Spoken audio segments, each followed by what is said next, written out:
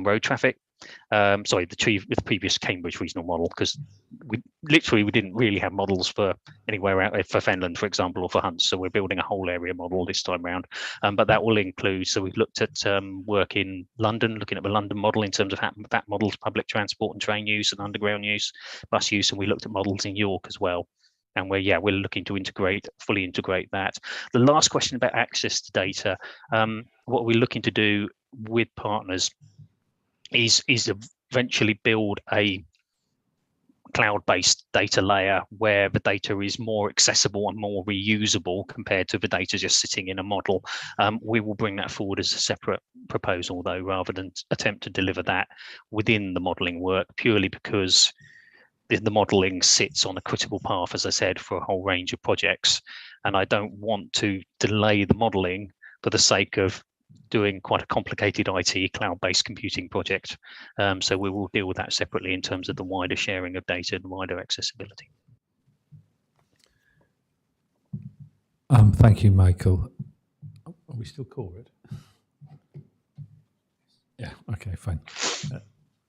Councillor Schuyler, and then I was thinking we can maybe go to a vote. Councillor Schuyler. Yeah, thanks very much for bringing this paper. It's obviously something that's very near and dear to our hearts as well. I understand that the current data is very out of date, and I really welcome the expansion of the map, because we really do need to see over those county borders to influences around. And we're talking about connectivity and doing much more joined up stuff.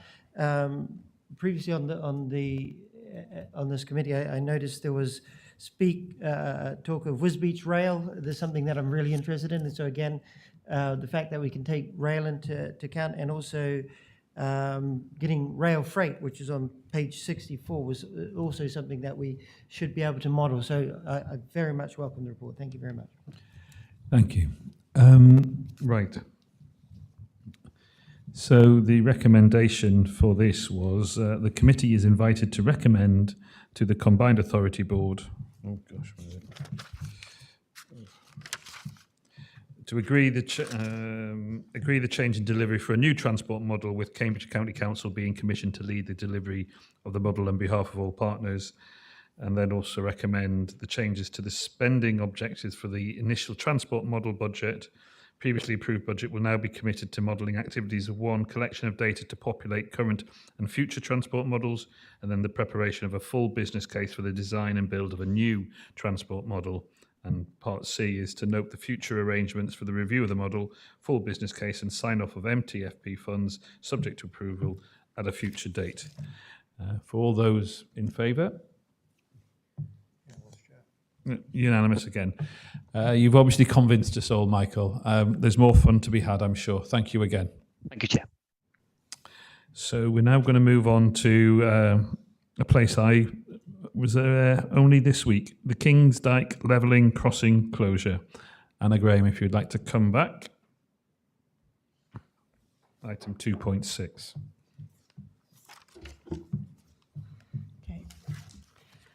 The paper is to provide an update on the progress of the King's Dyke level crossing closure and to seek approval from the Combined Authority Board for the drawdown of subject to approval funding from the medium-term financial plan. At its meeting in October 2018, the Combined Authority Board approved funding of up to 16.4 million from the medium-term financial plan, and the apportionment of 40/60 as a split of any under or overspend against the budget between Cambridgeshire County Council and the Combined Authority. The total scheme budget was 29.98 million. In April 2020, the County Council's Economy and Environment Committee recommended to the General Purposes Committee that additional funding of 2 million be allocated to the scheme to cover the value of the risk register, which is outlined in the annex. In addition to the 2 million, the committee recommended 1.5 million for COVID-19 risk contingency. The General Purposes Committee approved both recommendations. Following approval of the October 2018 board paper, in which it was agreed that the funding more than the 29.98 million budget would be apportioned between the Combined Authority and the County Council, the Combined Authority is responsible for 60% of the total value of the funding approved by the County Council's General Purposes Committee in April 2020. The total value was 3.5 million, therefore the Combined Authority's portion is 2.1 million. The project, however, remains on target to complete by the end of the calendar year, and as you said, we had a significant milestone where the bridge was open to traffic earlier on Monday.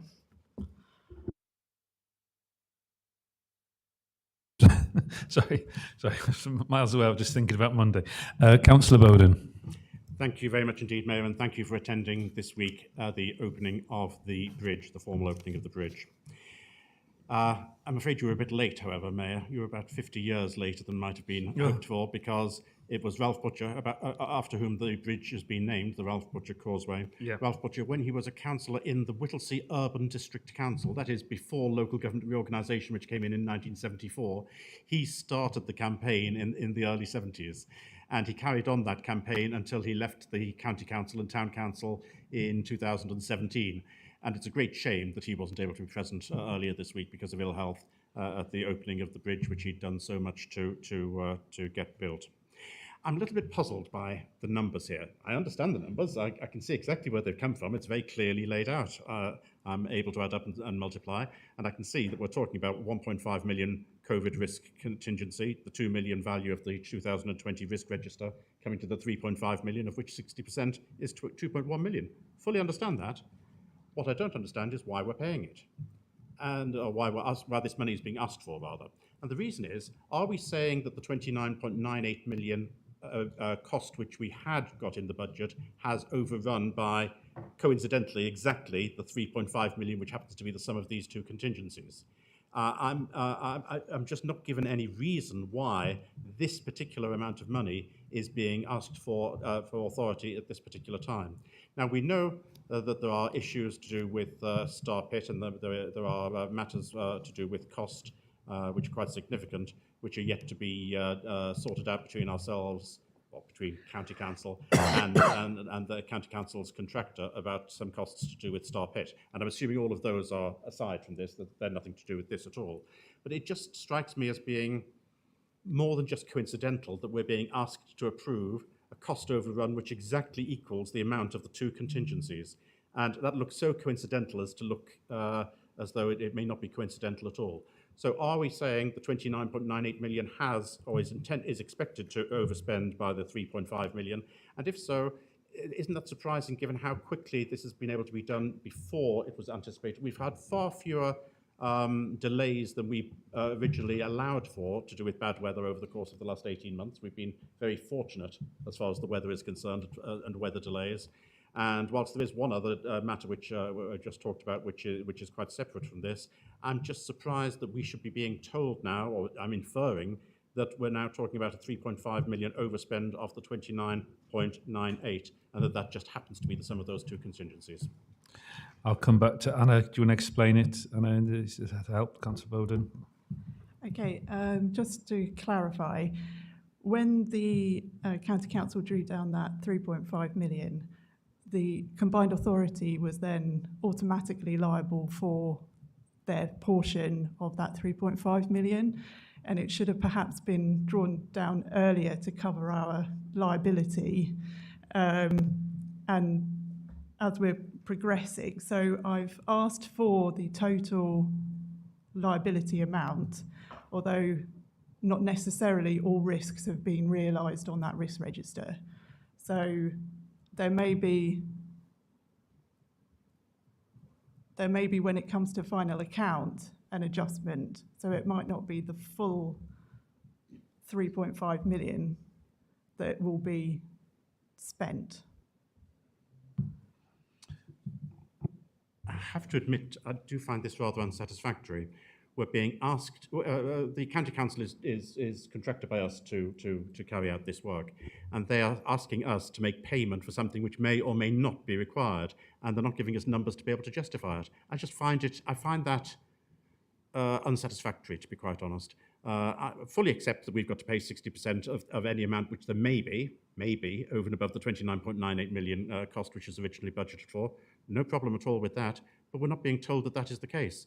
And it just seems to me a very strange way of a relationship between ourselves and our contractor, who is effectively CCC. I don't know if you want to come back on that, or is this something we're going to have to go on a written pot, go back and for further clarification for Councillor Bowden on that point? I can do, yes. We are working closely with the County Council to look at the overall forecast, and it is likely that the 3.5 million will be spent, but I just want to just be clear, there may be some risks that don't. We're still working, we're still finishing off the work on site, so there may be some risks that don't materialise. That's all. I was just saying that the figure might just adjust slightly. Okay, I'm just going to take interim head of transport to also support here and for a point of clarification. Yeah, so I think the 2 points here. One is the fact that we will continue to work with CCC to bottom out and get the exact figures, and both for the committee and yourself, Councillor Bowden, and make sure that they are clarified and at a level of clarity. I think the point that that we're trying to get to is we don't want to be in a position where we're having to come back to the committee and also delay payment, except in due course because of us not agreeing at this date. It's likely to be less than that, than the 2.3. It may be less than the 2.1, sorry, but actually, therefore, the agreement at this will allow that payment to take place. But ultimately, I think we do need to continue to work with Kent County and give that clarity to committee members going forward. And it may be, I don't know whether this fits with the programme, but actually come back to a subsequent meeting and get that clarity. So we come back to the next transport committee and get that signed off at that point when we got more clarity. Do you have any more comments, Councillor Bowden? Yes, I can understand a facility being made available. We're being asked to approve a drawdown of 2.1 million now. And that just seems to be extremely strange if we haven't yet had the justification for the 3.5 million overspent on the 29.98. If that's the case, and it sounds as though it is the case at the moment. That just seems rather a strange...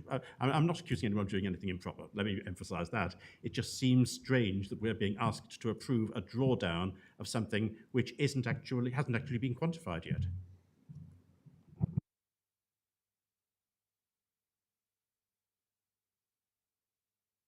I'm just checking there with the interim head of transport. I appreciate you've asked a question. We need maybe some more information from the county council. So, I mean, if I was to take this to a vote, I could suspect there would be a sort of unwillingness to agree to it.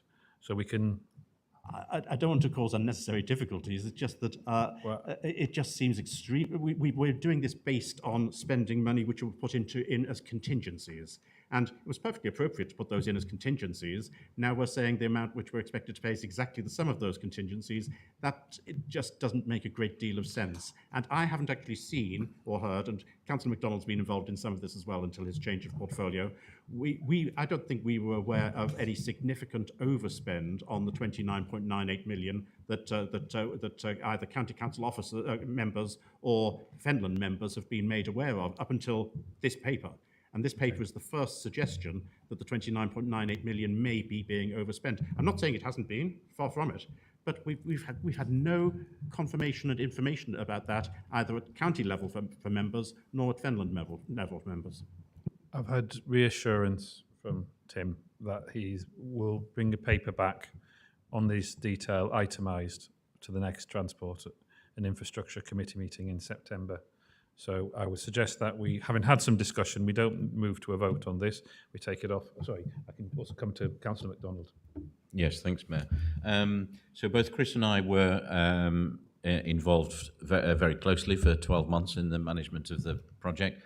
as I was previously chair of Highway. So I do agree with Chris that it wasn't flagged at any point in that discussion that there was a potential overspend. So that would be something new.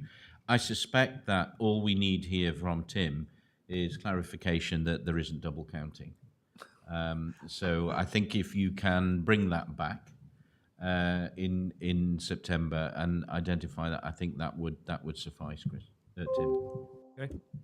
Sounds like we've come. Sorry, final comment, Cons. I have one other request, and I fully accept that this may need to be an exempt item, but I wonder if we are going to have that report back in September, we may also have an update on the position about any additional disputed matters that there may be, and I don't even want to specify what they may be at the moment in open session, but there is at the moment some dispute about some additional potential cost, and if some report can be made to this committee, then even if that has to be an exempt session, I think it would be really helpful to the committee. Yes, so I think there's two actions from that. One is around a public discussion around the actual itemised position, etc., and then an exempt discussion around some of those other discussion areas as well. And then I'll take that away and talk to county colleagues around getting that information ahead for September. Okay. Sorry, and also, and if if there are any issues that causes with the programme, we'll articulate that in the paper as well about timescales as well. Okay, so I'm now going to withdraw the item from further discussion. We'll bring it back in September. Thanks, Anna, for opening up on that issue. Just a few points of further clarification for September. Thank you. And now to move to item 2.7, the Peterborough bus depot relocation.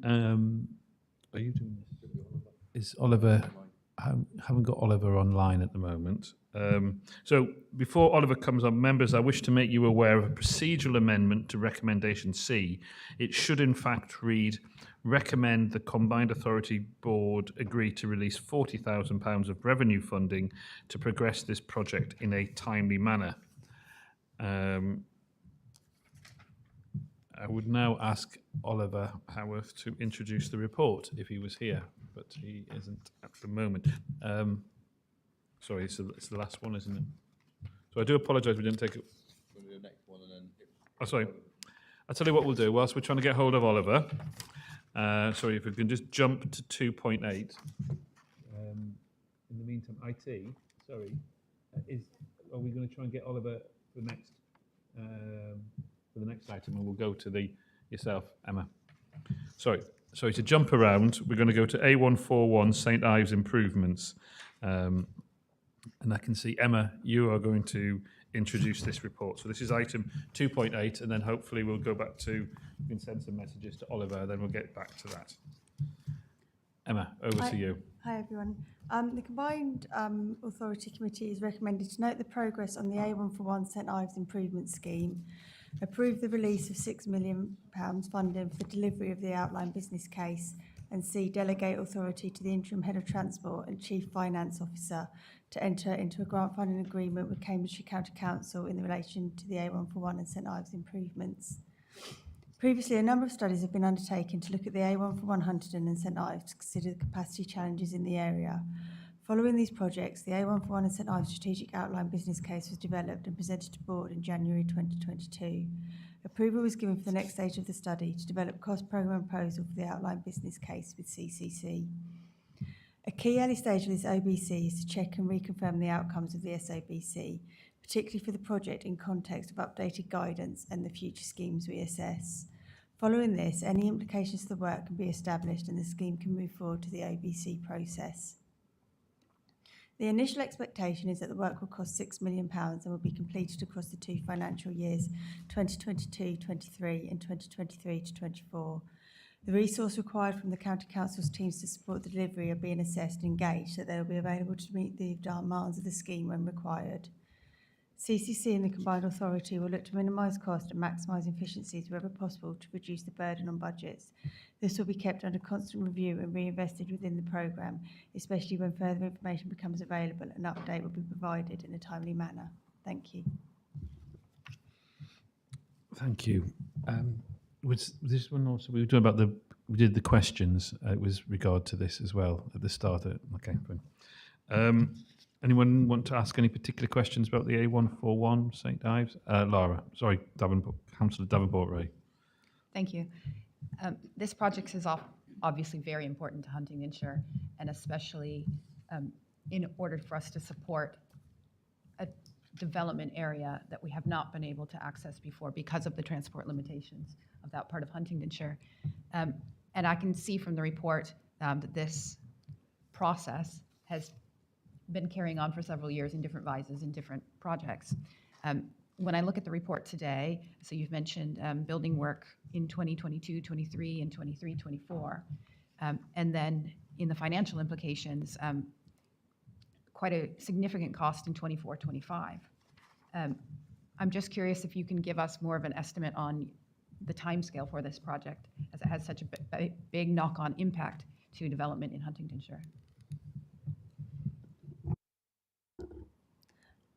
So at the moment, CCC are working on the sort of definite programme, but they think the OBC will take approximately 2 years. From that, it would then move on to full business case if it's sort of got a BCR that can be approved. Again, that would probably be 18 months to 2 years, and then after that, funding for whatever scheme would go through would be the sort of high-level programme.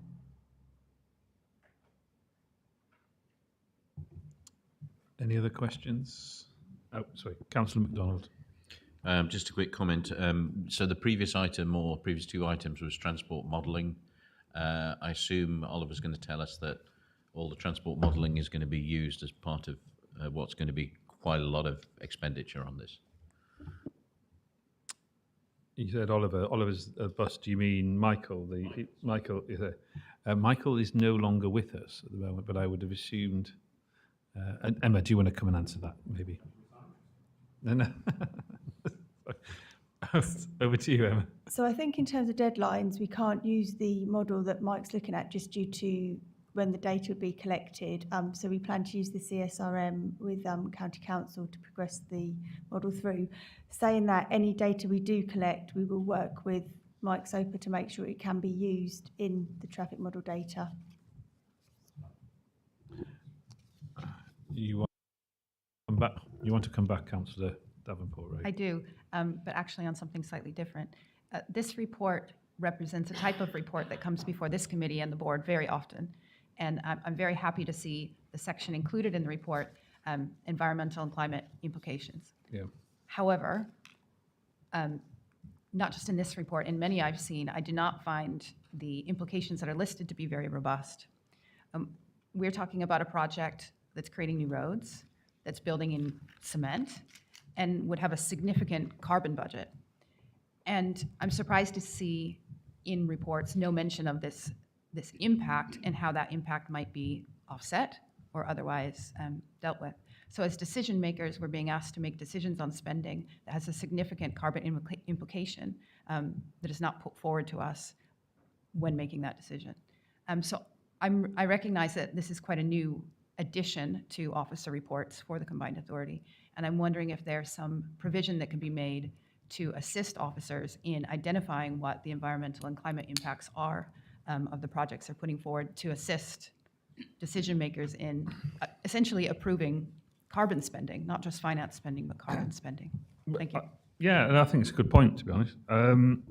I see them as well. There's likewise the point above there, public health implications. You are right, they are relatively new additions and a recognition of the Sustainable Growth Ambition Statement, the way that the Combined Authority is trying to be look at all areas apart from the other traditional areas that it focused on in its first 4 years. I absolutely agree. As a member of the board or as a member of the committee, I think you should be challenging. So I would take that back to Emma, and I would also take it back to but I would also take it back to the Housing Committee. I would also take it back to Business and Skills, because I'll say, as a mayor, I've just seen those 2 lines too. It's a bit cut and paste. I think we need to be doing a bit more. So can I just take it back to Emma, and then maybe Head of Transport? I'm going to take the head. I'll take the interim Head of Transport to respond to that.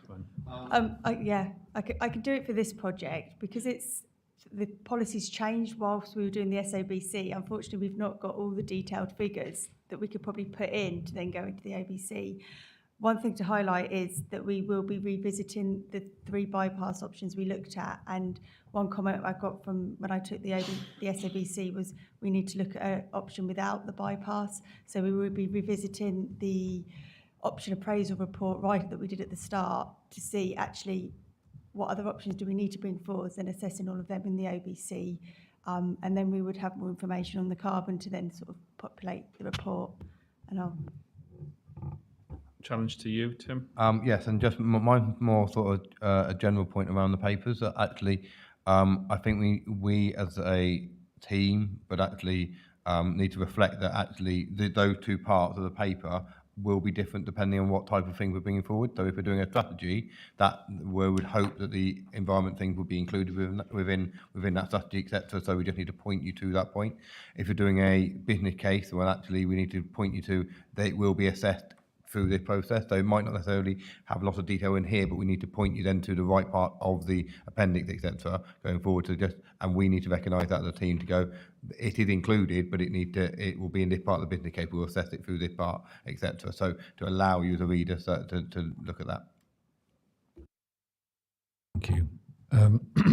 So, wanting to keep on track here, in regard to 2.8, if there's no other comments to make, it would be the recommendations are to note the progress of the A141 St Ives Improvement Scheme, to recommend the Combined Authority Board approve the release of £6 million funding for the delivery of the outlined business case, and C, recommend the Combined Authority Board delegate authority to the Interim Head of Transport and Chief Finance Officer to enter into grant funding agreements with Cambridgeshire County Council.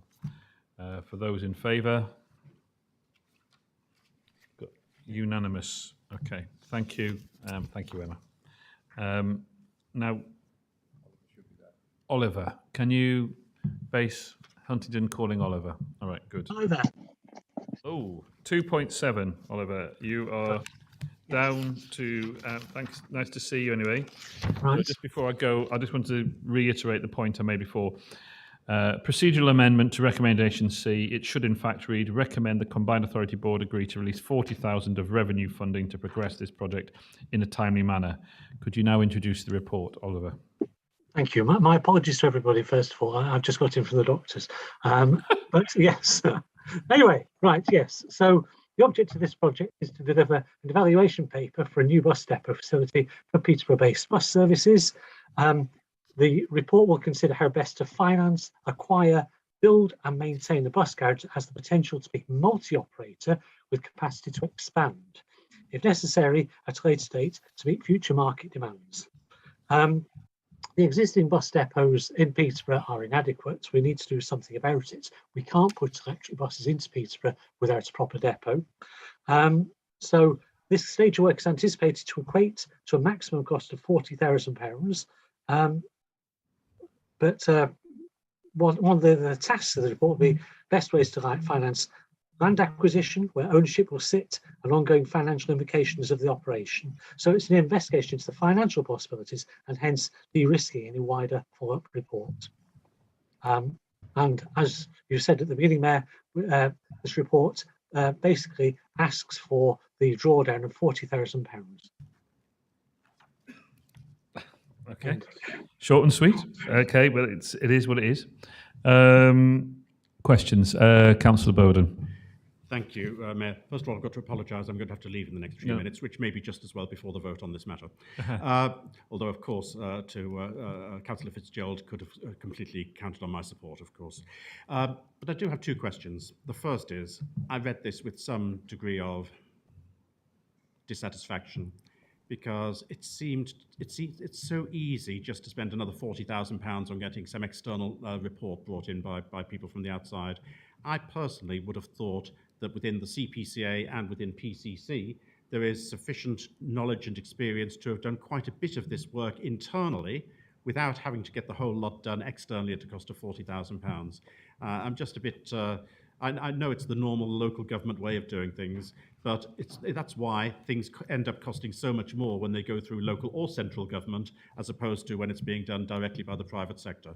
So I do have some concerns that we're not making best use of our own officers' time and knowledge, our own and PCC's officers, rather than just going out to an external consultant.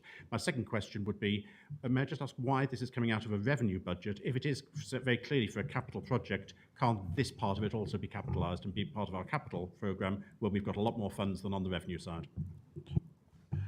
Oliver, do you want to come back on that as the man for buses within the combined authority? Well, I understand, Councillor Bowden, your concern about could it be done internally. I think the problem we have at the moment is that we've got about half the staff that we should have in the transport team, and therefore we need some additional capacity. The question of CapEx, I have already inquired of finance, and for this initial paperwork, it is not capitalisable, so it has to come from revenue. Okay. Okay, Councillor. Yeah, thank you. All right. Safe home. Okay. Councillor Davenport. Right. Yes, I think the argument here about spending on consultancy, we need to recognize the value of officer time and the lack of officer time with all that they're being tasked to do in our authorities at the moment. So even if we were to question the drawdown for use by consultants, I think the drawdown by use by our own staff might be appropriate in the same light. Councillor Shaler. Yes, it's a shame that Councillor Bowden has just left. I find myself in agreement. I'm very much a supporter of bringing things in-house where we can. So that was an interesting comment. Thank you very much. Okay. Thank you. Don't think there's any more to note, but the recommend are as I indicated, to note the current position in relation to the Peterborough bus depot relocation, to support a proposal to investigate alternative options for the provision of a bus depot in Peterborough, and recommend a £40,000 drawdown from the bus reform budget to progress this project in a timely manner. But not Sorry, Oliver. I can say, but not from the bus reform budget. We struck that out. Sorry, that was it. That was me. That was it. Was there? Not from the bus reform budget. Thank you. Yeah, sorry, my apologies. Okay, those in favour? Okay, unanimous.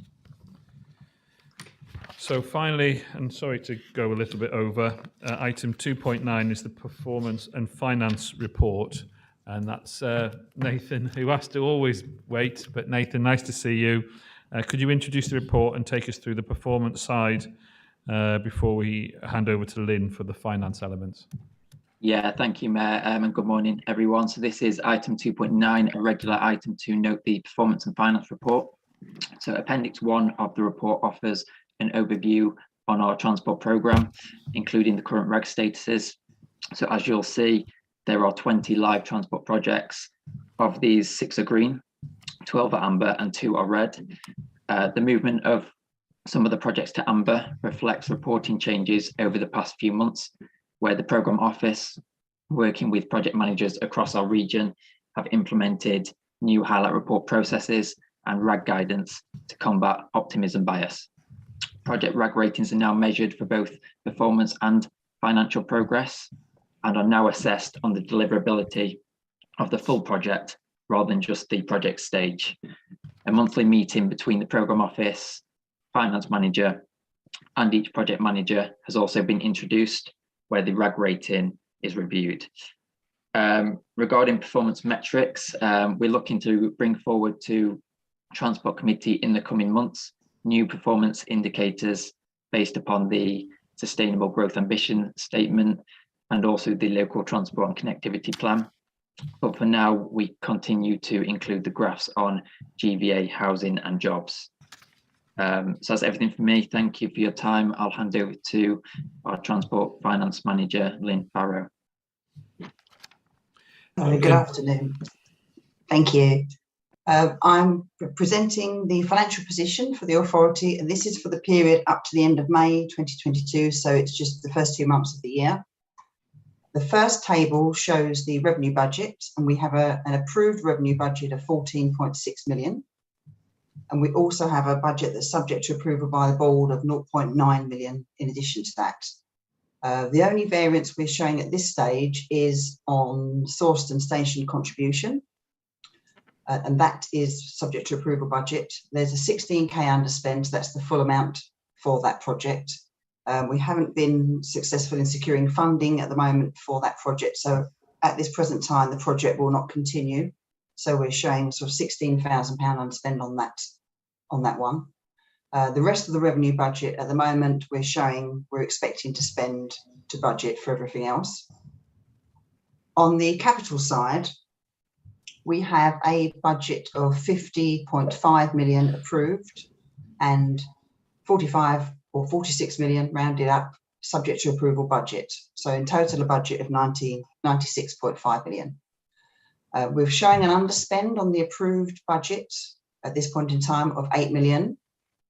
And overall, looking at approved and subject to approval, we're showing an underspend at present of 42 million. And that's due to slippage in a number of schemes.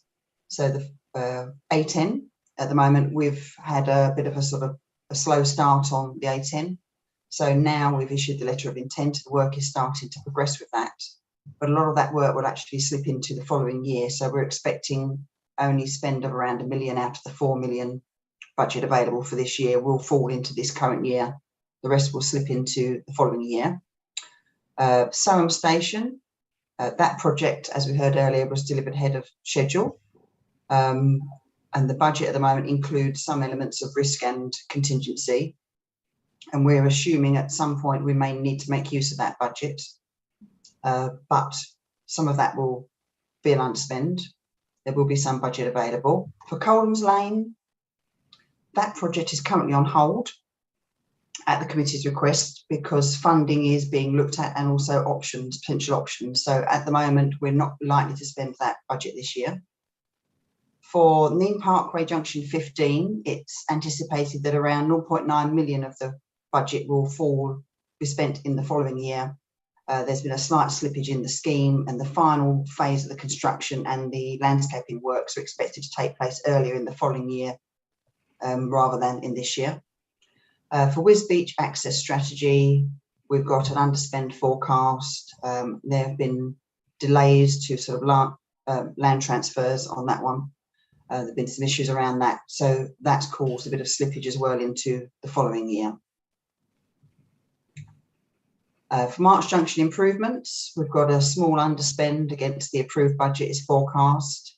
And that's due to the alignment with the work around their Future High Street Fund that Fenland managed to secure funding for. There's 46 million of subject to approval budget still waiting. That's being reviewed as part of the work that Tim Bellamy mentioned earlier around the TCF and reprioritisation of schemes. So as we progress through the year, it's likely that the underspend we're currently showing on some of that subject to approval budget will reduce as we're looking again at what schemes we're doing and trying to make better use of the Transforming Cities Fund within the deadline required for that spending. That's it from me, really. If anyone had any questions. Thank you, Lynn. Anybody want to raise a question? It looks like, Nathan, Lynn, there are no questions to this, to your report. So at the end of the meeting, what I do is the recommendation is invited to note the May budget and June performance monitoring, and no vote is required. So thank you for hanging around. Thank you for delivering it. Thank you for, by the way, I like the papers. The colours are good, very easy to read, and it's very helpful. Appreciate it. And so thank you. We'll now move on to the date of the next meeting, which is scheduled for the 14th of September 2022. And on that note, I'm going to close the meeting. Sorry, Councillor Shiloh? Yeah, I was wondering just a little bit of any other business, but just to note the closer working together of this committee and Cambridgeshire, and also to note that we have a policy of active transport in all of our projects, and I know we have agreement here, so that is very good to see. I just wanted to have that on record. Thank you. Thank you. It's a good observation a positive observation at the end of the meeting. Thank you all for making the journey to Huntingdon. today. Safe journeys home. Take care in the heat, and see you in the future. All the best. Thank you to anybody watching out in the